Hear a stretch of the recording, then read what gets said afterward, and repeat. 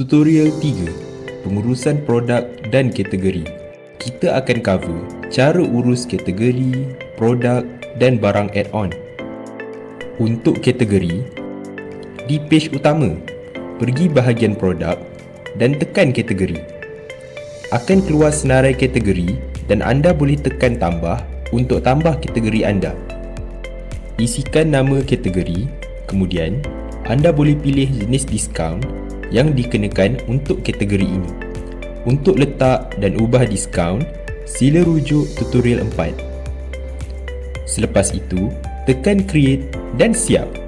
Untuk ubah kategori, hanya pilih kategori dan anda boleh edit atau delete kategori tersebut. Seterusnya, untuk produk, pilih kategori yang telah diletakkan tadi dan tekan tambah. Di sini, anda boleh masukkan maklumat produk. Ada 3 ruangan yang wajib diisi: product name, kategori dan price. Selebihnya adalah optional. Tekan create dan siap. Untuk edit dan delete produk, sama seperti tadi. Hanya pilih produk dan ubah ikut kehendak anda. Akhir sekali, add-on.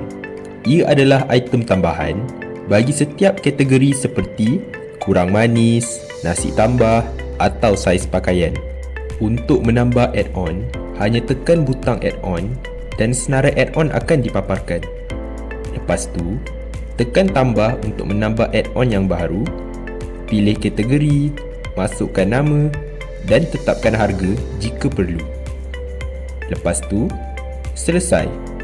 Setiap add-on akan disusun mengikut kategori. Sama seperti yang sebelum ini, anda boleh edit atau delete add-on yang telah dibuat.